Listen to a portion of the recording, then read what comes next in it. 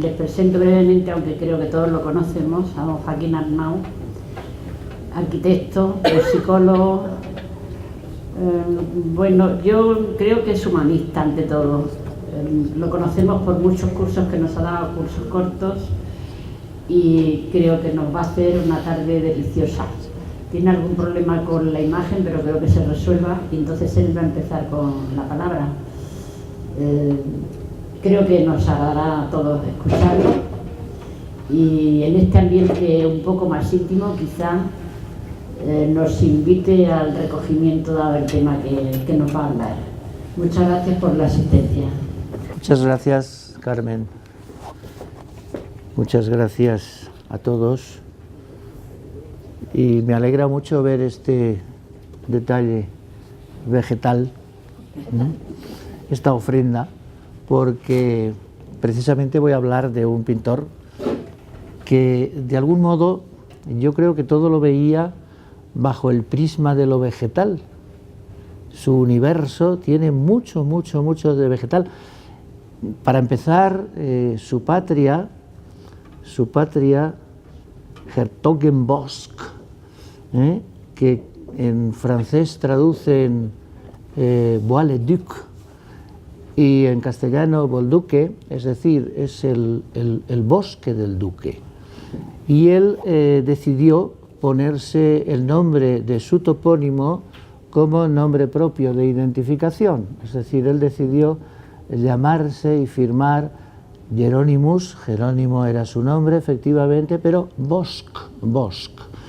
Y bueno, nosotros le conocemos como el Bosco. Entonces me parece que es magnífica esta coincidencia en lo vegetal, porque luego hablaré de cómo en su intento de concebir todo el universo, el cosmos, como una unidad viviente, quizá el centro donde convergen todos los seres es precisamente el mundo vegetal. Es decir, el Bosco incluso nos ve a los humanos como vegetales, ve la arquitectura como vegetal, es decir, hay como una confluencia muy curiosa, pero estoy adelantando acontecimientos. Esto no es nada que pensaba decir porque me lo acabo de encontrar, pero me ha venido como anillo al dedo.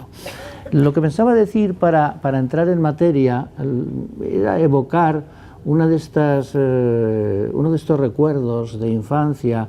Yo fui educado en un ambiente profundamente clerical. Entonces se cruzaban por todas partes sentencias, consejos, pequeños poemas, versos, y hay uno que se me quedó grabado, era una octava real, pero terminaba con un pareado que decía lo siguiente: ¿qué hago? ¿En qué me ocupo? ¿En qué me encanto? Loco debo de ser, pues no soy santo. Me ha venido muy bien porque el gran tema de la pintura del Bosco son los locos y los santos. Los locos y los santos. Aunque ni él, que yo sepa, ni su clientela tenía nada, ni de loco ni de santo. Pero realmente era la fascinación por esos mundos. Son temas, como digo, recurrentes en la iconografía de este pintor que falleció hace justo medio milenio, 500 años, 1516. Había nacido alrededor de 1452-53, la fecha del nacimiento no está clara, la de la defunción sí. La de la defunción sí, porque entre otras cosas se conserva el acta del funeral que le dedica la asociación a la cual él había pertenecido. ¿Por qué he puesto el título de Elogio de la locura? Elogio de la locura a estas dos conferencias. A esta y a la que, si Dios quiere, la semana que viene, y si no les he aburrido demasiado, espero que nos volvamos a encontrar. Elogio de la locura es el título como es bien sabido, es el título de la obra más conocida de Erasmo de Rotterdam, el elogio de la locura. En el original, Erasmo humanista, dominaba el griego, dominaba el latín, sería Morias encomion, que cada uno traduce como mejor puede: encomio de la locura, elogio de la estulticia, porque realmente su idea de la locura quizá está más cerca de lo que nosotros entendemos por estulticia. Bien, hay, en este sentido hay una especie de confusión deliberada entre la locura y la estupidez. El elogio de la locura de Erasmo, que por cierto he querido traerlo a colación porque yo no puedo documentar, no puedo asegurar que se conocieran. Eran contemporáneos. En realidad Erasmo era 14 años más joven que el Bosco, más joven. Pero aparte de que Rotterdam y Gotembosch están relativamente cerca, pero es que Erasmo estuvo en la ciudad del Bosco, y no solo eso, sino que estuvo inscrito en una de las cofradías, no precisamente la del Bosco, la cofradía de los hermanos de la vida común. Es decir, Erasmo estuvo en las inmediaciones. Si llegaron a conocerse o no, yo no lo sé.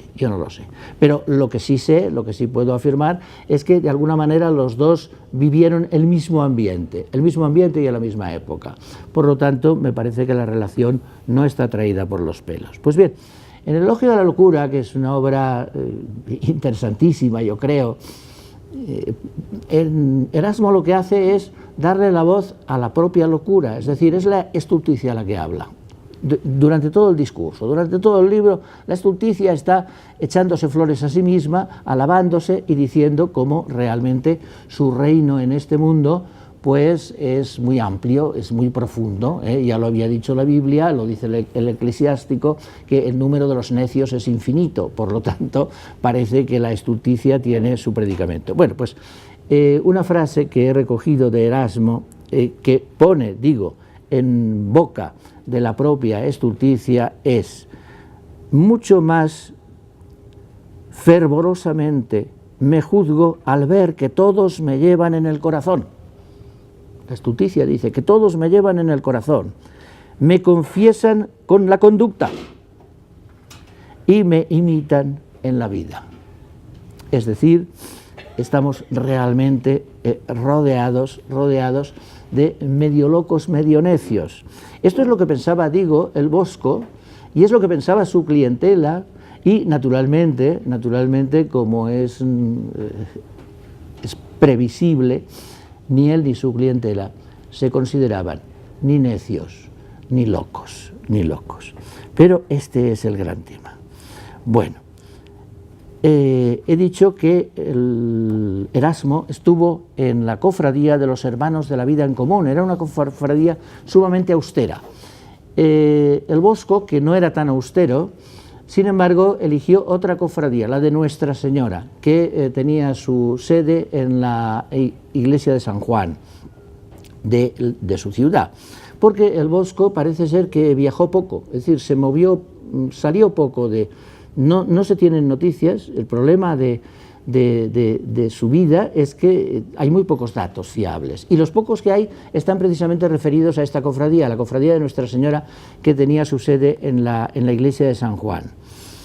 Esto está en el antiguo ducado de Brabante, en alemán Herzogsboske, y en holandés, yo no sé holandés, pero está claro que Hergotenbosch es el bosque del duque, por la traducción francesa.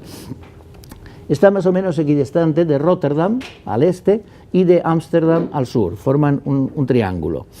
Su nombre verdadero, el nombre del Bosco, era Jeroen van Aken, es decir, él procedía de Aken, en alemán actual Aachen, y en alemán antiguo, bueno, como nosotros lo hemos estudiado en los libros, Aquisgrán, es decir, la que fue sede de Carlomagno. Entonces él procedía, su familia, perdón, él no, él había nacido ya, pero su familia procedía de Aachen, y realmente este era su nombre. Lo que pasa es que él se identifica, se quiere identificar y ha pasado a la historia como Hieronymus Bosch, es decir, como el natural de su ciudad, Bosch, por lo tanto el Bosco. Familia de pintores. Su abuelo materno era sastre, pero hay algo muy evidente, y es que él no asiste a ningún taller ajeno. Él se forma en su propia familia porque el oficio es algo que le viene por herencia. Precisamente a partir de 1486 él ingresa en la Hermandad de Nuestra Señora, que tenía su sede, como he dicho, en la parroquia de San Juan, y que tenía como enseña el cisne blanco. Y una vez al año se reunían, hacían una cena, y uno de los cofrades debía aportar a esa cena un cisne. Precisamente por esta inscripción, precisamente porque estuvo adscrito a esta cofradía, se tienen datos, si no, pocas cosas sabríamos. Esta cofradía estaba, en cierto modo, en un punto equidistante. Esto yo creo que para la psicología del personaje es interesante. Estaba en un punto equidistante entre otras dos cofradías que se movían en el mismo entorno. Ya he hablado de una de ellas, los Hermanos de la Vida Común, a la que perteneció Erasmo, que era una cofradía eminentemente ascética, es decir, muy severa, de costumbres muy radicales, muy depuradas, Y la otra que era los hermanos y hermanas, entonces ya había lo de hermanos y hermanas, no es de ahora lo de ciudadanos, ciudadanas, no, hermanos y hermanas, para que se viera la abertura del libre espíritu. Estos eran el desmadre personificado, es decir, estos sí que eran, precisamente ya estaban los adamitas. Los adamitas decían, entre otras cosas, que Adán había sido hermafrodita, hombre y mujer a la vez, y que la salvación estaba asegurada a todo el mundo, que era eso de esforzarse, que no, que todo el mundo... Bueno, entonces los del libre espíritu, por un lado, los de la vida común por otro, y en medio está el Bosco con su cofradía de Nuestra Señora, que ni se apunta a lo uno ni se apunta a lo otro, es decir, ni tanta disciplina ni tanto desmadre, punto medio. Entre otras cosas porque el Bosco, ahí donde lo vemos, con todo su desmadre artístico, es decir, de fantasía, con toda su loca fantasía, porque lo loco del Bosco es su fantasía, pero solo su fantasía, en el fondo fue toda su vida un perfecto burgués que además tenía una clientela burguesa, que además le aseguraba la supervivencia, que además lo tenía en cuenta y por lo tanto pues le dio una vida, no digo opulenta, pero una vida buena. Entonces, cuando uno se pregunta, vamos a ver, ¿el Bosco fue un hereje? Yo creo que no, en modo alguno. ¿Fue martillo de herejes? Yo creo que tampoco. El Bosco fue algo tan sencillo, tan sublime y tan genial como un magnífico pintor. Un pintor. Y yo creo que hay que considerarle como pintor. Como pintor, además de obras de arte que nos sorprenden porque la variedad de interpretaciones posibles, y esto es algo que suma y sigue, es decir, lleva 500 años la crítica intentando averiguar, dando opciones, haciendo cábalas, interpretaciones, y la cosa sigue abierta, es decir, todavía hay gran cantidad de interrogantes en la obra del Bosco, lo cual es fascinante para el que quiera estudiarlo. Es fascinante, hay incluso áreas enteras donde uno podría introducirse, sumergirse para averiguar cosas. Pero bueno, esto de que haya tantas interpretaciones como intérpretes, esto es precisamente, en mi opinión, lo propio de la obra de arte, de la gran obra de arte, de las obras maestras. ¿Acaso del Quijote no hay tantas lecturas como lectores? Bueno, pues ya sabemos que si nos enfrentamos al arte, los historiadores están obsesionados por saber las fechas, por datar y luego, sobre todo, por saber las autorías. Luego hablaré de ello, porque precisamente antes de que empezara el año este conmemorativo, ya se suscitó una polémica que a mí me sirvió para hablar en algún foro, una polémica entre los sabios del Rijksmuseum de Ámsterdam y los sabios del Museo del Prado de Madrid, diciendo los unos que la mesa de los pecados capitales no es del Bosco y diciendo los otros que la mesa de los pecados capitales es del Bosco. Bien, yo no digo ni lo uno ni lo otro, yo lo que creo es que la mesa de los pecados capitales es una obra maestra y eso me basta, pero claro, a un historiador no le basta, un historiador quiere la autoría. Y bueno, y detrás del historiador viene el mercader, pero de eso no quiero hablar. Es decir, porque claro, no vale lo mismo, y cuando entramos en el asunto mercantil, entonces ahí empezamos bueno, eso es otro mundo. Efectivamente, el Bosco nos confunde, pero tenemos una ventaja y es que nos confunde, pero sabemos que nos confunde. Hay otros pintores, la Mona Lisa, por ejemplo, también nos confunde, pero quizá creemos que, o pensamos, o intuimos que no, que verdaderamente estamos más o menos en la línea. No, el Bosco nos descoloca. Pero yo insisto, creo que ese descolocarnos es precisamente propio de un pintor insigne. Pintor insigne precisamente le llama uno de los pocos documentos que se tienen, son las solemnes exequias por el difunto cofrade Jerónimo de Aquisgrán, llamado Bosch, pintor insigne. Esto es lo que figura en el documento de la parroquia de San Juan. Por eso sabemos con certeza, si no del día de su defunción, sí del día de esas exequias. Yo cuando empecé a preparar esto me acordé de un libro que apareció hace unos 50 años, de un italiano, Aldo Pellegrini, que lo titulaba de una manera yo creo muy simpática, para contribuir a la confusión general. Es un libro que yo me compré inmediatamente. Dije, hombre, esto es lo mío. Vamos a ver si entramos en este mundo confuso, porque esto es lo que invita a la investigación, esto es lo que supone, como ahora se dice tan a menudo, un reto. Fuentes de la pintura del Greco, o del Greco como... del Bosco, se me han cruzado los cables. Del Bosco como pintor.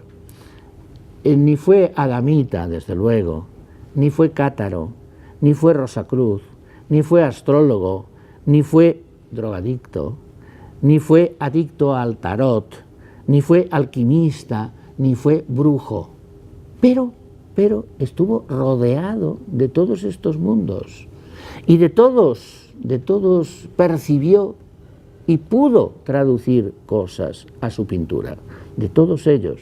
Él estuvo atento a todo esto, sin participar en nada de esto, porque él, insisto, por encima de todo era pintor.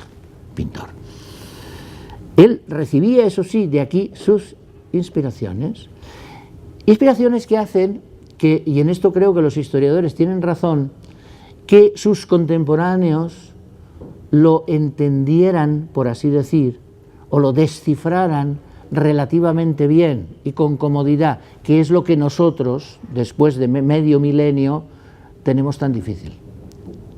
Por eso hacen bien los historiadores en tratar de aprehender ese entorno, porque ese entorno lleva a bastantes conclusiones. Es decir, lo que para nosotros es enigmático, es muy probable que para sus contemporáneos, para sus paisanos, no fuera tan enigmático. Es muy probable.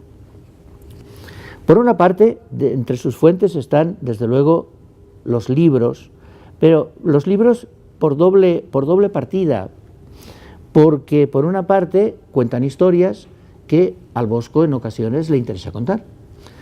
Pero por otra parte, además, estos libros, las mejores ediciones de esta baja Edad Media, que es la que él vivió, estaban ilustradas. Eran los famosos códices miniados de las miniaturas, es decir, de la literatura ilustrada. Es obvio que el Bosco aprende mucho. Es más, hay cuadros suyos que la impresión que producen es la de una miniatura ampliada. Es decir, lo que los miniaturistas hacían en los márgenes de los libros y de manera microscópica, el Bosco sencillamente lo amplía y lo eleva a tablas de ciertas dimensiones. Hace ese blow up de los fotógrafos, que es una ampliación, eso que precisamente los ordenadores ahora nos dan hecho con tanta facilidad, ampliar lo que queramos, siempre y cuando naturalmente la definición de lo que ampliamos sea suficiente. Y en este sentido luego veremos lo único que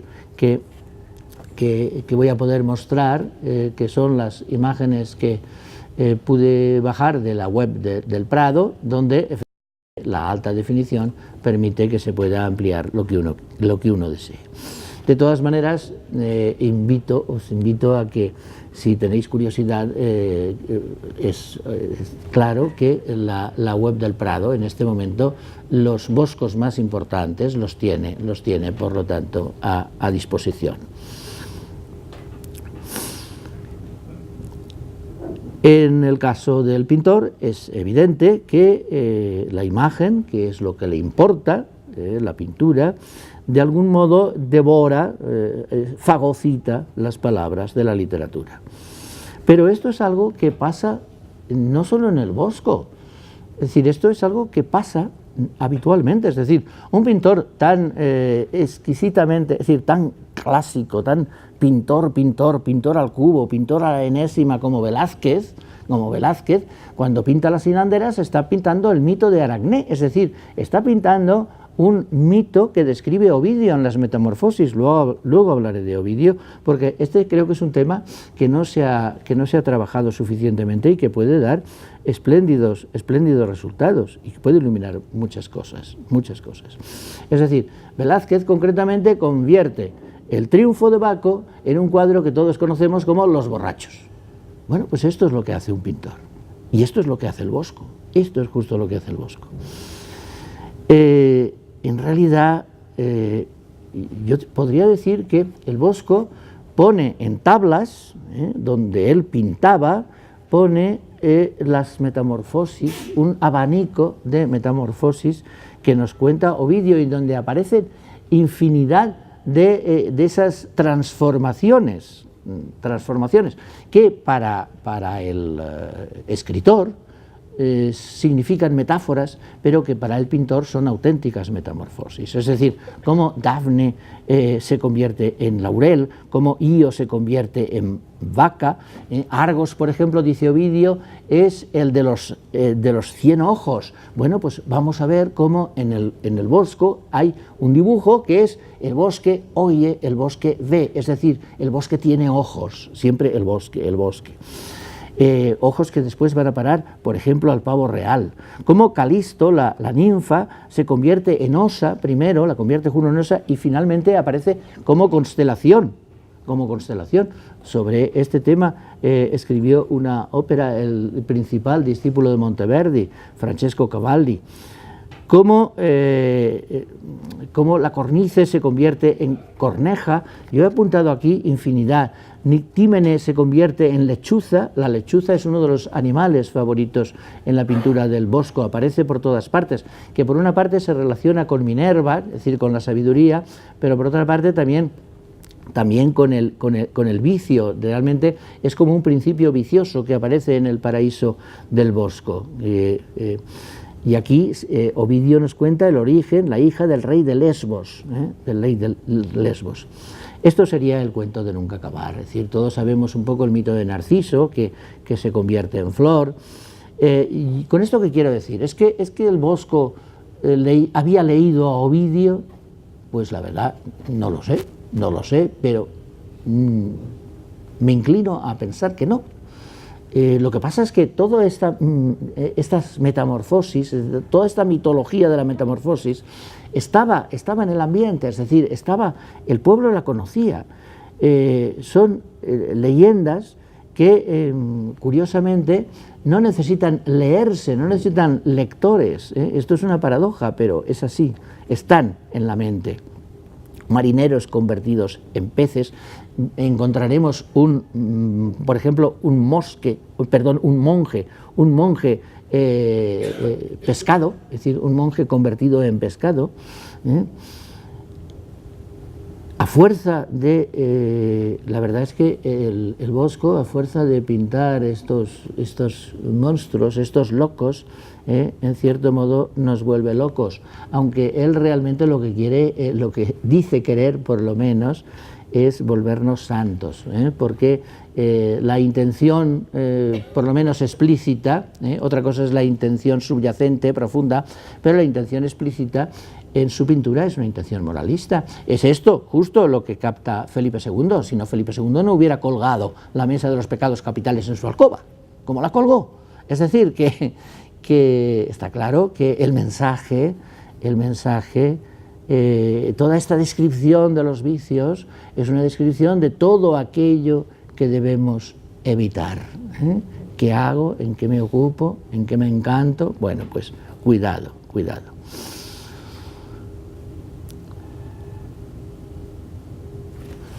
Pero no quiero perderme en las metamorfosis de Ovidio, porque esto daría probablemente para una conferencia ello solo. Aparte de esas fuentes literarias que él visualiza, él convierte, digo, la metamorfosis escrita en una metamorfosis visual. Aparte, hay otras fuentes visuales. Unas proceden de la arquitectura, y de la arquitectura además a dos escalas: de la arquitectura de los edificios, es decir, de los inmuebles, y de la arquitectura de los muebles, también son en particular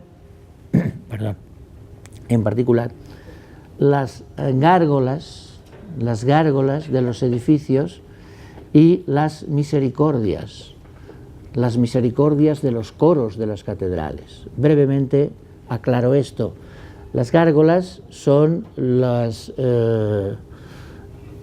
salidas de agua, los vertientes de agua de las terrazas y de los tejados, que se canalizan para simplemente para arrojar el agua, y entonces da lugar en las catedrales góticas en concreto y en los edificios góticos en general, la Lonja de Valencia por ejemplo, da lugar a que los escultores se luzcan, convirtiendo esas cañerías, esas salidas de agua en monstruos, es decir, en figuras fantásticas de todo tipo. Las catedrales están llenas de estas gárgolas. Por ejemplo, Víctor Hugo en Nuestra Señora de París le saca mucho partido a este tema. Y por otra parte, decía también en los muebles, en el mobiliario de las catedrales, en los coros concretamente, aparece el asunto de las misericordias. ¿Qué son las misericordias? Las sillerías de coro tenían asientos basculantes para elevarlos cuando los canónigos, el cabildo, tenía que hacer sus ceremonias de pie.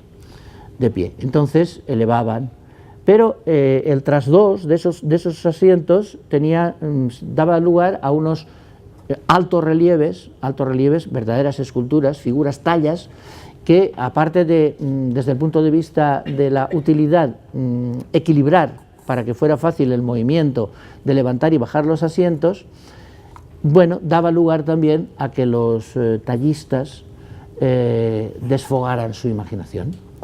Con lo cual, gracias Carmen,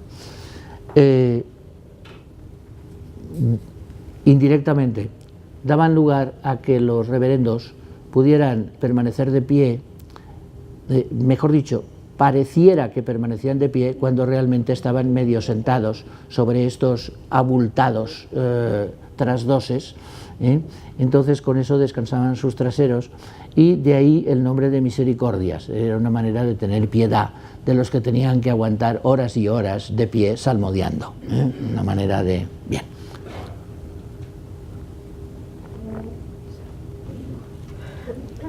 Claro, las misericordias dieron lugar a toda una iconografía, a toda una fauna y flora verdaderamente rica, y que sin duda pudo inspirar, ¿por qué no?, la pintura del Bosco.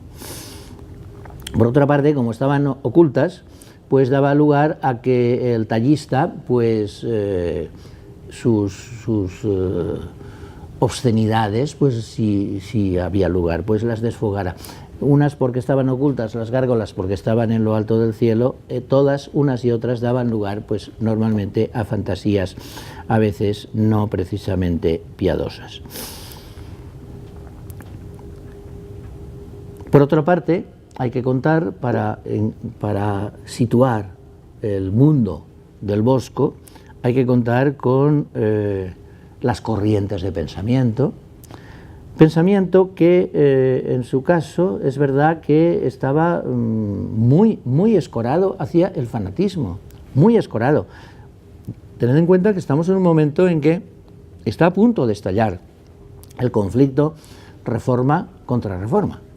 Pero claro, esto no estalla de buenas a primeras, esto tiene un caldo de cultivo previo, y es en ese caldo de cultivo, y además en uno de sus focos, de hecho, Erasmo llega un momento en que se ve entre la espada y la pared. La espada y la pared se llama el Papa y Lutero, y el hombre mantiene su independencia, pero la mantiene verdaderamente a muy duras penas, porque es una situación, es un hervidero, y ese hervidero, evidentemente, el Bosco lo acusa,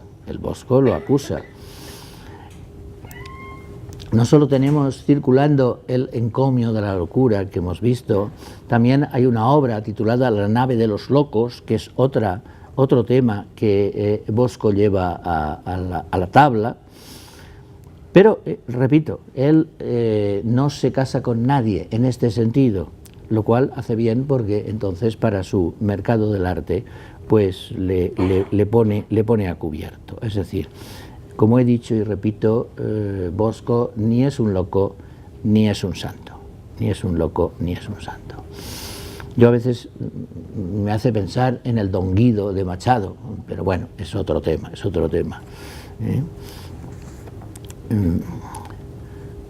Pero eso de gran pagano se hizo hermano de una santa cofradía, bueno, pues gran pagano, el Bosco, se hizo hermano de una santa cofradía, la cofradía de Nuestra Señora. Es decir, que bueno, que algo hay de común. Pero de todas maneras, él pinta, insisto, y al pintar establece una cierta distancia con lo que pinta. Es decir, exorciza, en cierto modo, ese mundo tan convulso.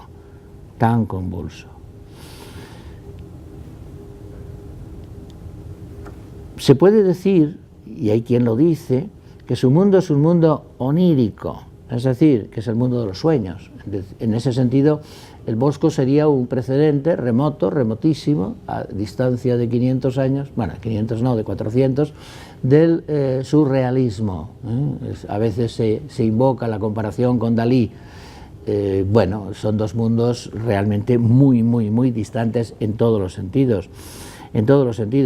Realmente el Bosco, más que traducir sus sueños, lo que hace es soñar despierto. Soñar despierto es otra cosa.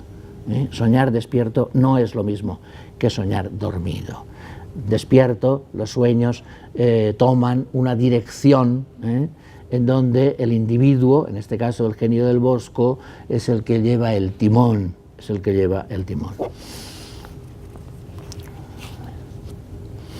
Por eso él sabe mantenerse a distancia de la alquimia, pero conoce sus métodos, de las ciencias ocultas, pero las conoce, de la magia, pero de hecho en su tiempo se editan algunos libros fundamentales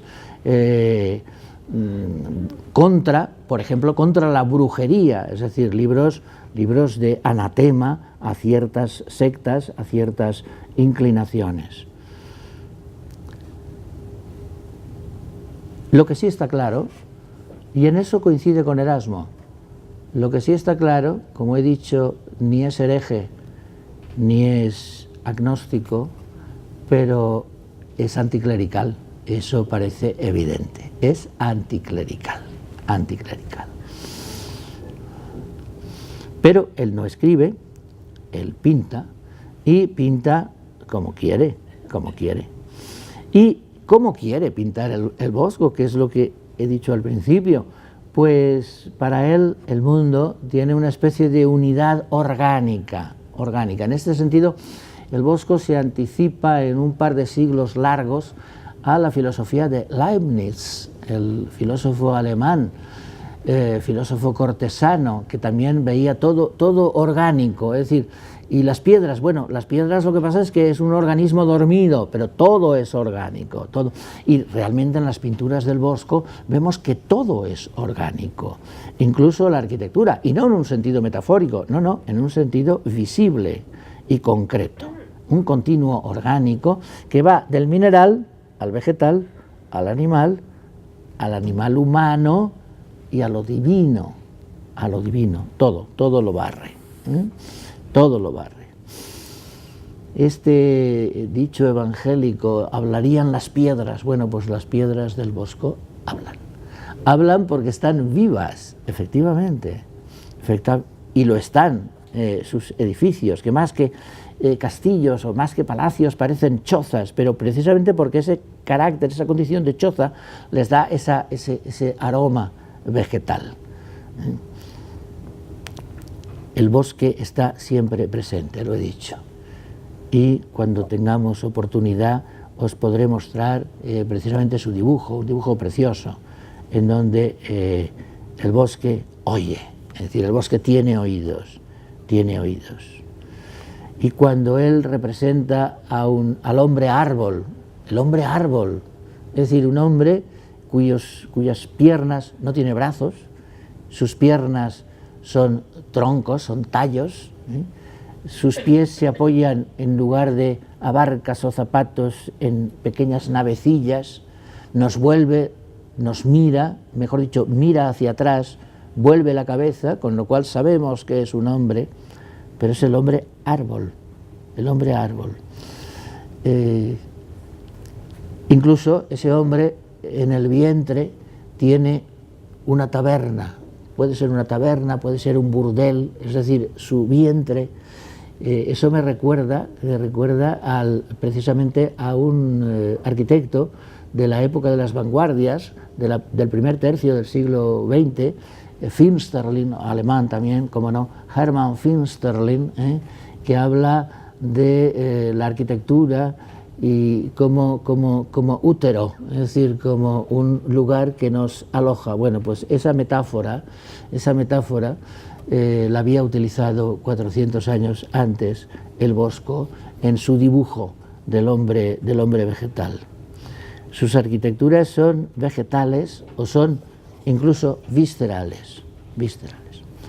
Bien, todo esto es la inspiración, todo esto son las imágenes, todo esto es la cultura, lo que le rodea, lo que sabe, pero insisto en algo que he dicho antes, la grandeza del Bosco debe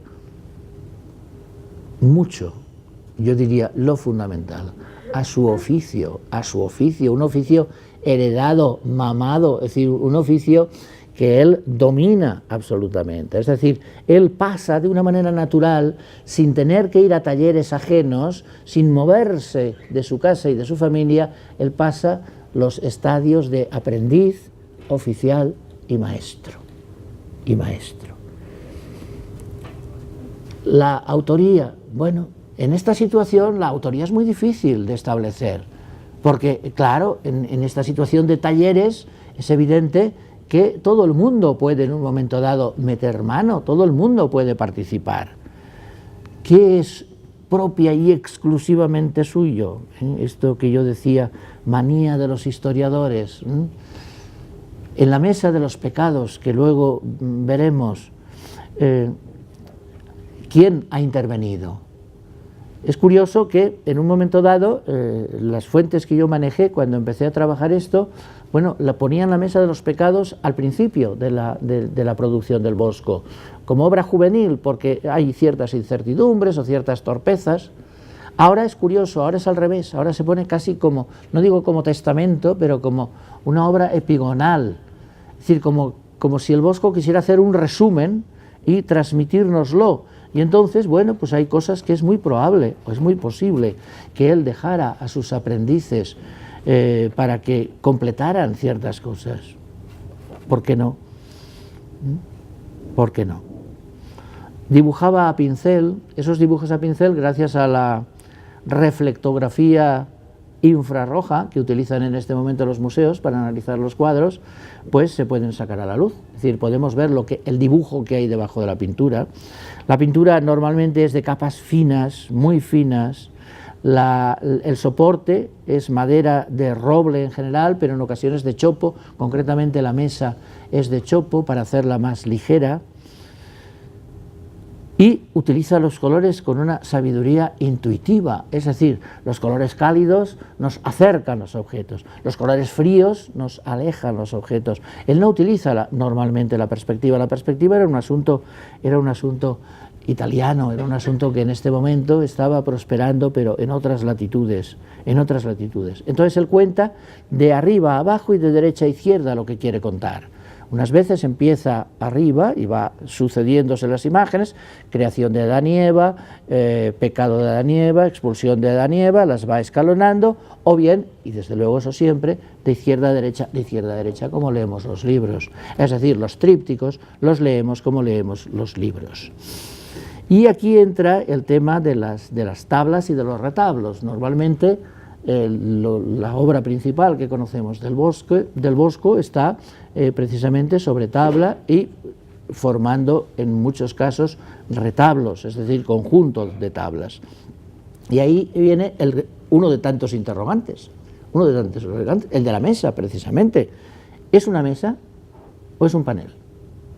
Desde luego Felipe II la colgó en la pared, es decir, Felipe II no almorzaba sobre esa mesa. Bueno, entonces es que es un panel, sí, pero es que alrededor los 7 pecados, para leer los 7 pecados hay que dar la vuelta a la mesa, es decir, hay que rodearla, hemos de ser comensales. Entonces, ¿en qué quedamos? ¿Es una mesa o no es una mesa? ¿Hay que verla alrededor o hay que verla de frente? La respuesta sería, si lo que queremos ver son los pecados, alrededor. Es decir, si usted quiere saber de los pecados, póngase alrededor, póngase de comensal. Vamos a ponerla horizontal y vamos a dar la vuelta. Me imagino a 7 invitados, cada uno con su pecado capital delante, debajo del plato. Pero, si vamos a ver las postrimerías que no están en los 4 ángulos de la mesa, 4 medallones, entonces hay que ponerla vertical, porque las postrimerías están todas vistas desde el mismo punto de vista. Y no digamos ya sus letreros, sus leyendas que las tiene. Y los trípticos, famosísimos, los 2 del Prado, el de Leno, el carro de Leno, el jardín de las delicias. Los trípticos están para cerrarse y abrirse. Cerrados tienen una representación, abiertos otra. Se supone además que se abrían cuando eran propiedad privada, ahora no, ahora en el Prado están siempre abiertos, pero cuando eran propiedad privada se supone que el propietario los tenía cerrados y al invitado al que quería honrar se los abría como un privilegio que hace que todavía sea más gustosa la sorpresa. Yo recuerdo una vez en Turín que pregunté cuándo se podía ver la síndone, la sábana santa, y me dijeron, bueno, es que eso muy de tarde en tarde se muestra. Y yo, pero ¿cómo de tarde en tarde? Y dice, bueno, pues una vez cada siglo. Y digo, pues me parece que no me va a tocar. El reservar las cosas, el reservar los tesoros, pues es una de las estrategias lógicas. Pero además es una estrategia que el Bosco utiliza para sacralizar su pintura profana. Porque, vamos a ver, el Jardín de las Delicias él no lo pudo pintar para ponerlo en un altar. Eso parece obvio. Es decir, no se lo encargó un cabildo o un clero, no. Pero, por otra parte, el hecho de utilizar la forma del tríptico que se cierra y se abre, lo que hace es conferir un carácter sagrado a esta pintura eminentemente profana.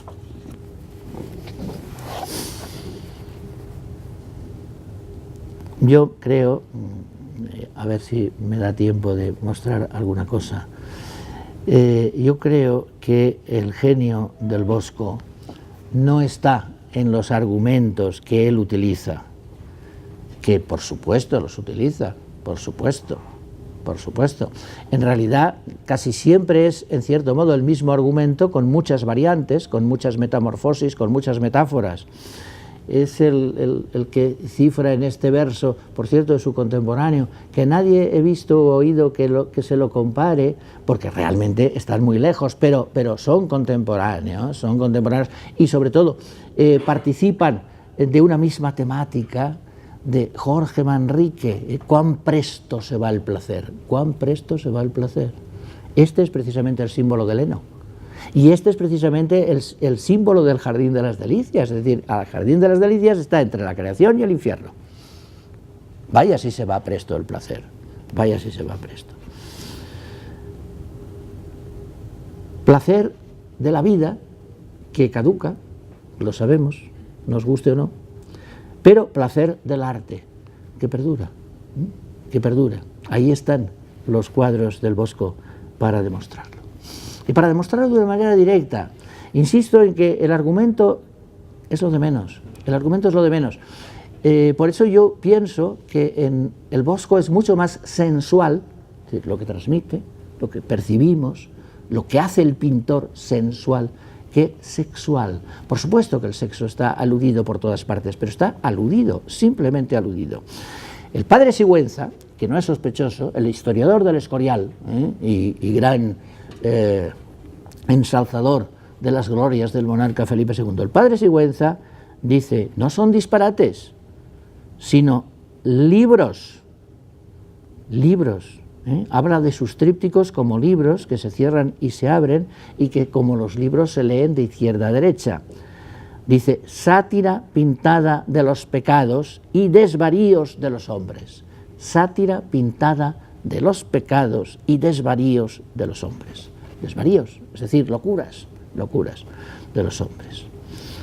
Bueno, aquí se ve de una manera directa, inmediata, esa dualidad. Es decir, los 4 medallones de las postrimerías, está claro que están pensados para verlos de frente. Ahora le voy a acercar el Gracias. micrófono, si no, no le oyen desde Gracias. el mal de la oreja.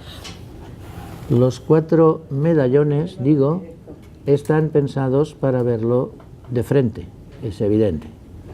Lo mismo pasa con los letreros, de arriba y abajo. Son citas del Deuteronomio, del último libro del Pentateuco, en donde lo que se viene a decir es que la gente está loca porque no piensa en su final.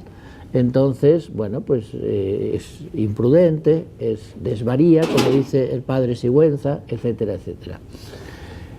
En cambio, lo que está alrededor de la mesa, los pecados, los 7 pecados, las 7 secciones, son para verlas alrededor de la mesa, es decir, tendríamos que ponerla horizontal para poderlo ver,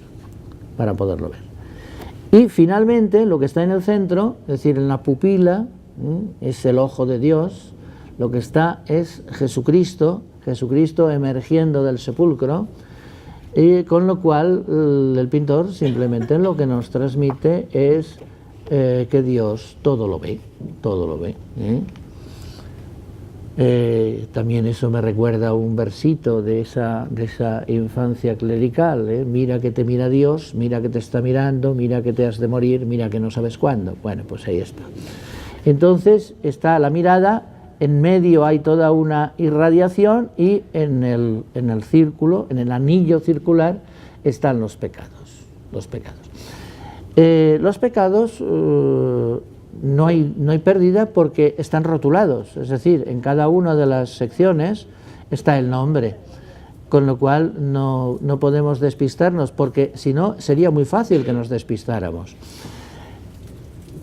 Abajo, en concreto, y en ese sentido parece como que el Bosco le otorga una prioridad porque efectivamente es el que se lee en cualquier caso, tanto en horizontal como en vertical, está la ira. La ira es una pelea de campesinos que se supone que están borrachos y que están a las puertas o a la salida de la taberna. Es una pelea. A la derecha, si vamos en el sentido contrario de las agujas del reloj, está representada la soberbia. Es curioso que la soberbia es una dama de espaldas haciéndose el tocado, qué cosa tan inocente, o sea, acicalándose sencillamente. La inocencia disminuye cuando observamos que el espejito en donde se mira para colocarse bien el tocado lo sostiene el diablo. A continuación, siguiendo lo que sería a las 3 de la tarde, esa pieza es la lujuria, y la lujuria es, en este caso, está representada de un modo pues más bien inocente. Hay dos parejas que se están solazando sin más, y hay un bufón que las está entreteniendo, y no hay más. Claro, quizá el Bosco, el término lujuria, lo entiende en el sentido de lujo, es decir, de buena vida, sin más. Bueno, el siguiente ya lo tenemos casi boca abajo, a la 1 del reloj. El siguiente sería la pereza. Como quien no quiere la cosa, el que está dormitando y no hay manera de despertarlo parece más bien un clérigo, un clérigo perezoso al que una especie de monja le presenta el rosario. También esto tenía en su momento su letrilla correspondiente. El demonio a la oreja te está diciendo: deja misa y rosario, sigue durmiendo. Bueno, pues este es el consejo que sigue este caballero. Vamos a ver, boca abajo tenemos, es decir, arriba, a las 12, tenemos la gula. La gula es muy evidente porque hay una familia en donde están todos zampando y bebiendo. Y me interesa recalcar que todas son escenas de la vida cotidiana, es decir, cuando decimos, bueno, es que es fantástico, bueno, es fantástico según se mire, es decir, el Bosco era un pintor profundamente realista, es decir, reconocemos perfectamente las escenas. Lo que pasa es que las escenas tienen doble lectura, doble, triple o cuádruple, pero son perfectamente reconocibles,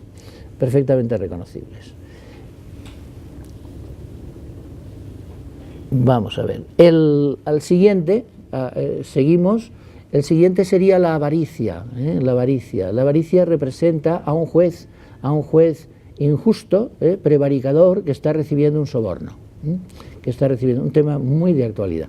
Realmente el Bosco, y eso es una de las características, yo creo, de la grandeza, como él entra en la condición humana. Bueno, la condición humana, han pasado 500 años, pero la condición humana sigue siendo la condición humana, y entonces, bueno, pues las cosas tienen su actualidad.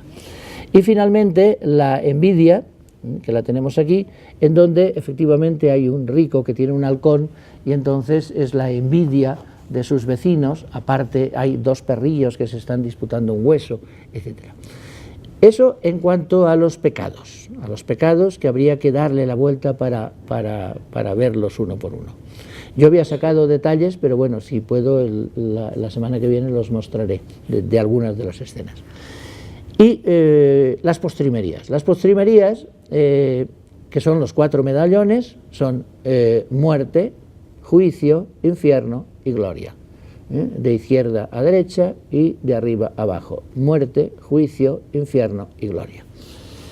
El juicio es bastante convencional, sigue un modelo que lo encontramos, por ejemplo, en pintores como Hans Memling. Y la gloria también es bastante convencional, es una especie de castillo gótico, abajo a la derecha, en donde tiene sus ciertas estancias distintas, es decir, en la casa de mi padre hay muchas moradas. La cultura bíblica del Bosco era importante, pero es que era importante en general, quiero decir, era una cultura muy popularizada, a pesar de que Lutero todavía no había lanzado su traducción en lengua, pero por lo menos era algo muy comentado. Y por otra parte, un latín más o menos macarrónico, pues eran muchos los que todavía lo cultivaban. Y a la izquierda tenemos los dos medallones probablemente más logrados. El de arriba es el de la muerte, está ahí el moribundo, al que asiste, al que le están dando los óleos en la extremaunción, pero en el Bosco siempre hay algún detalle malévolo, y es que mientras este señor se está muriendo y está recibiendo los santos óleos, al fondo, a la derecha, la viuda se está contando la herencia, a ver lo que le va a quedar. Y abajo el infierno, que ese es uno de los grandes temas del Bosco, en donde se explaya, porque claro, el infierno se presta a, en definitiva, a utilizar las metamorfosis a fondo. Es decir, se supone que el infierno consiste en que el ser humano se deshumaniza, y entonces se puede convertir en cualquier cosa, en un sapo, en un árbol, es decir, se transforma, se metamorfosea, y esto, claro, le da pie, aparte de que le da pie a mostrarnos uno por uno todos los suplicios, y entonces además en el infierno, en el medallón del infierno, si lo pudiéramos ver en grande, también están rotulados para que no nos perdamos, es decir, quién es castigado por la soberbia, quién es castigado por la gula, quién es castigado por la envidia, y a cada vicio, a cada pecado capital le corresponde un castigo específico, por decirlo así. Bien, pues yo quería llegar a este punto. Me hubiera gustado llegar con un repertorio de imágenes más variado, pero han venido las cosas así. Os pido disculpas, y desde luego, si queréis, si alguien tiene alguna pregunta, objeción, observación que hacerme, pues la escucharé con muchísimo gusto. Aquí tenéis el carro de Leno, del que quisiera hablar por menudo la semana que viene, que es un tríptico. A la izquierda la creación que empieza, como os decía, de arriba abajo. La lectura es primero de arriba abajo y luego de derecha a izquierda. De arriba abajo empieza por Dios Padre, Dios Creador, que está en el vértice superior.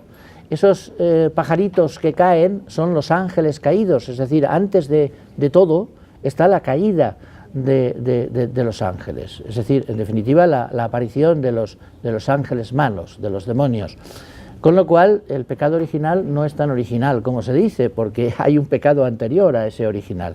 Bien, a continuación está la creación. Efectivamente, a la izquierda vemos a Eva saliendo de la costilla de Adán, a la derecha el ángel que mejor dicho, a la derecha lo que ocurre es que Adán y Eva son tentados y abajo son expulsados del paraíso. A continuación tenemos el jardín de las delicias propiamente dicho, es decir, la efemereidad del placer, con todo ese revuelto, el carro que conducen los diablos en dirección, en definitiva, al infierno. Y en el infierno pues ya aparecen los suplicios y todo lo demás. Pero si viéramos el tríptico cerrado también tiene su correspondiente representación.